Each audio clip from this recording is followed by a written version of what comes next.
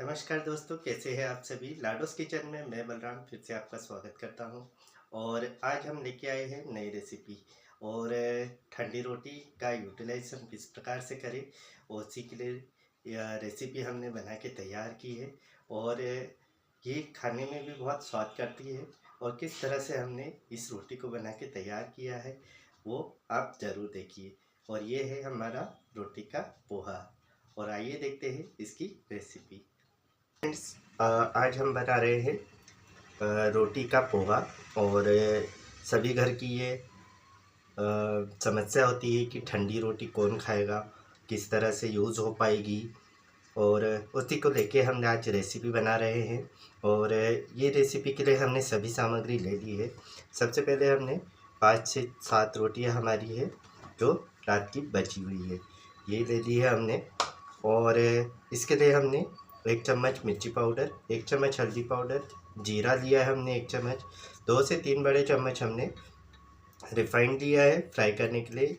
1 कटोरी हमने मूंगफली दाना या सेंग दाना लिया है हमने, धनिया, नीम पत्ती और हरी मिर्च ली है हमने 4 से 5, सौंफ ली है 1 चम्मच, 2 मीडियम साइज के प्याज लिए हैं छोटे छोटे और 2 मीडियम साइज के आलू लिए हैं। इन सभी सामग्री से मिला के हम बनाएंगे आज रोटी का स्पेशल एक पोहा जो सबसे इजी है और आसान है। तो आइए देखते हैं इसके आगे की रेसिपी। पहले हम रोटी को इस तरह से लेंगे और इसे हाथों की सहायता से ही हम इसे अच्छी तरह से बारीक कर लेंगे। हमें इतना बारीक करना है कि अच्छी तरह से खाने में भी टेस्ट लगे और अच्छी लगे। और ये हर घर की समस्या होती है कि हम ठंडी रोटी का कैसे यूज़ कर पाए और इसको और कैसे स्वादिष्ट बना सके। तो इसीलिए हम ये रेसिपी लेके आए। यदि आपके यहाँ रोटी रात के समय में बच गई है या अभी हमारे पास में रोटियां ज़्यादा बच गई है तो उसका क्या करें। तो सबसे बढ़िया है आसान सा, सबसे इजी और आसान तरीके से आप इसे बना सकते हैं और झटपट बन के तैयार भी हो जाती है। और किस तरह से हम बनाएंगे, तो इस तरह से सभी रोटियों को हम हाथों की सहायता से इसे हम बारीक कर लेंगे या फिर आप मिक्सर में भी इसे हल्का दरदरा कर सकते हैं या घुमा सकते हैं। ज़्यादा बारीक नहीं करना है या आटे जैसा नहीं करना है, हमें नॉर्मल रखना है ताकि इसका जो टेस्ट है वो हमारे पोहे का अच्छी तरह से आ सके।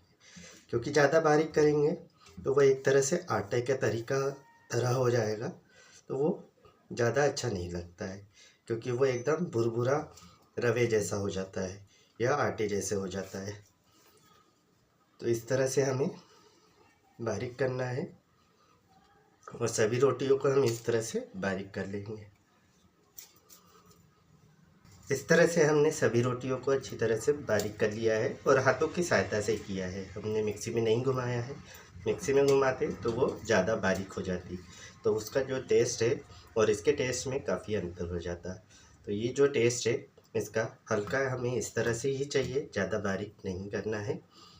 और इसी के साथ में हम आगे देखते हैं। हमने जो आलू लिए हैं और जो प्याज है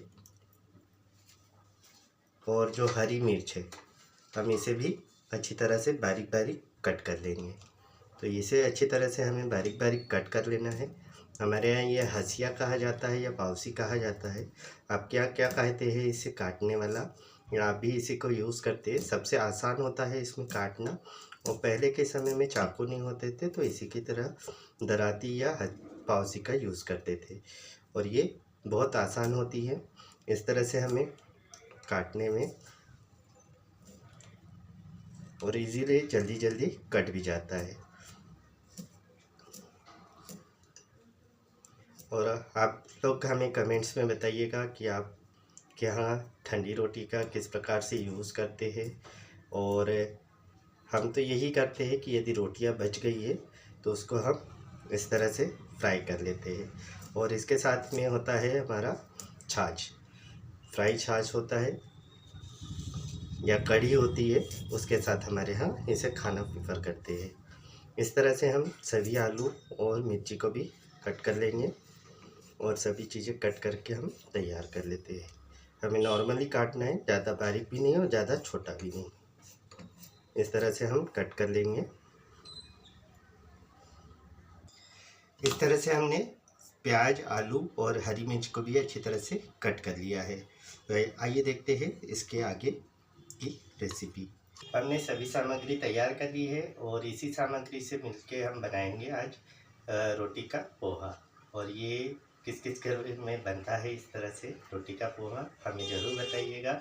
और किस तरह से बनाते हैं वो भी हमें बताइएगा, ताकि हम इस तरह की नई नई रेसिपी और सबसे आसान बनने वाली जो रेसिपी है वो हम आपके लिए लेके आए। और ये इजी है, कोई भी बना सकता है। जिसे नहीं आता है या रोटी नहीं बनाना है, रोटियां बची है हमारे यहाँ पे रात की, तो हम उसे यूटिलाइज़ कर सकते हैं। तो किस तरह से हम यूटिलाइज़ कर रहे हैं ये हम इस रेसिपी में लेके आए हैं। तो आइए देखते हैं इसके आगे की रेसिपी। इधर हमने एक कढ़ाई ले ली है। कढ़ाई में हम डालेंगे रिफाइंड। हमने जो 2 से 3 बड़े चम्मच लिया है ये हम डाल देंगे। और ऑयल गर्म हो जाता है, इसके बाद में हम आगे सभी मसाले ऐड करेंगे। इधर हमारा ऑयल गर्म हो गया है। इसमें हम डालेंगे, हमने जो मूंगफली के दाने लिए हैं ये हम इसमें डालेंगे। और इसे हम हल्का, जैसे तड़ तड़ की आवाज़ आती है ना, उस टाइम तक हम इसे पका लेंगे, ताकि हमारे जो मूंगफली दाने हैं वो कच्चे से ना लगे और खाने में भी अच्छा स्वाद करे। तो इस तरह से हम उसे अच्छी तरह से भून लेंगे। और हमें जब आवाज़ आने लगे कि ये चटकने लगे हैं, तब हम इसे, देखिए मूंगफली दाने हमारे हो गए हैं। इसमें हम डालेंगे जीरा, सौंफ 1 छोटा चम्मच। जीरा और सौंफ चटक जाए तब हमें डालना है हरी मिर्ची। हरी मिर्च हम पहले डाल रहे हैं। और हरी मिर्च को पकाना भी ज़रूरी होता है, जिससे उसका जो टेस्ट है तो वो बहुत अच्छा आता है। तो इस तरह से जब हरी मिर्च चटक जाए तब हम इसमें आलू और साथ में प्याज, इसे भी हम डाल देंगे। और इसे अच्छी तरह से हम हल्का सुनहरा होते तक पका लेंगे। इस तरह से हम सभी जो मसाले हमने डाले हैं या हमने जो सब आलू प्याज डाला है, इसे अच्छी तरह से हम पका लेंगे हल्का सुनहरा होते तक। और इसमें ऐड कर देंगे हम नीम पत्ती। नीम पत्ती डालने से इसका जो टेस्ट है बहुत बढ़िया आ जाता है और खाने में भी स्वाद करता है। तो हमने नीम पत्ती इसमें ऐड कर दी है।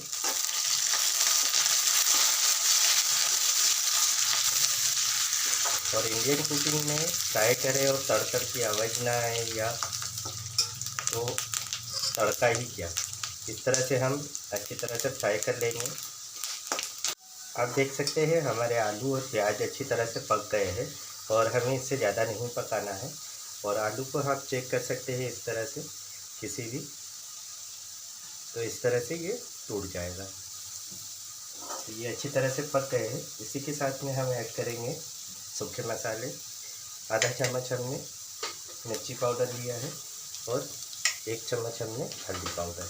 मिर्ची पाउडर हमारा तीखा है, हमने कम डाला है। यदि तीखा खाना आप ज़्यादा पसंद करते हैं तो आप इसमें तेज कर सकते हैं। और इसी के साथ में स्वाद अनुसार नमक भी हम इसी में डाल देंगे। मैक्सिमम हमें सूखे मसाले हमारे हो चुके हैं, हमें ज़्यादा नहीं पकाना होता है, वो जलने लगते हैं। इस तरह से हमारे मसाले हो गए। इसी में हम डाल देंगे जो रोटी हमने अच्छी तरह से हाथों की सहायता से बारीक की थी, ये हम इसमें ऐड कर देंगे।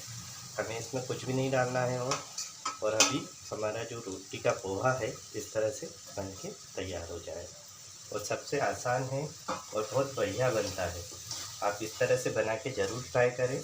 और इस तरह से हम अच्छी तरह से इसे 1 से 2 मिनट, ज़्यादा से ज़्यादा हम इसे तेज़ फ्लेम पे ही 1 से 2 मिनट हम इसे अच्छी तरह से इस पर भून लेंगे, ताकि इसमें जो फ्रेशनेस है वो अच्छी आ जाए। और इसमें जो मसाले हमने जो डाले हैं वो अच्छी तरह से इसमें रोटी में मिक्स हो जाए। और इसके साथ में हम खाते हैं छाछ फ्राई वाला या कढ़ी के साथ में। और आप किसके साथ इसे खाना पसंद करते हैं आप हमें ज़रूर बताइएगा।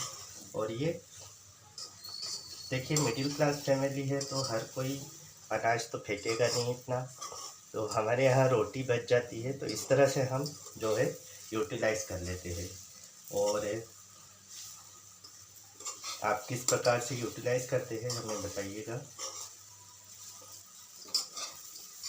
इस तरह से हमने पूरा जो मसाले हैं हमें इस तरह से इसमें मिक्स कर लेना है या अच्छी तरह से हमें मिला लेना है।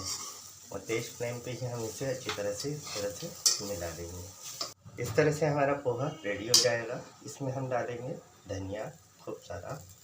अभी ठंड का समय है तो धनिया बहुत प्यारा आता है। और इसे मिक्स कर लेंगे। गैस की फ्लेम को हमने बंद कर दिया है और ये हमारा रोटी का पोहा जो है वो बन के तैयार हो गया है। कैसी लगी रेसिपी हमें कमेंट्स में बताइएगा। और कहाँ से देख रहे हैं आप हमारा वीडियो हमें कमेंट्स करिएगा ताकि हम आपका धन्यवाद कर सकें। इस तरह से हमने जो पोहा है वो बना के हमारा तैयार हो गया है और आप भी खा लीजिए। और इस तरह से मॉर्निंग में ब्रेकफास्ट में आप इसे बना के तैयार कर सकते हैं। और कितने अच्छे तरीके से बन के तैयार हुआ है, आप भी इंजॉय करें इस तरह से। और जो ठंडी रोटी है उसका हमने किस तरह से यूटिलाइज़ किया है आप हमें ज़रूर बताइएगा। रेसिपी अच्छी लगी हो तो लाइक शेयर सब्सक्राइब ज़रूर करें। धन्यवाद।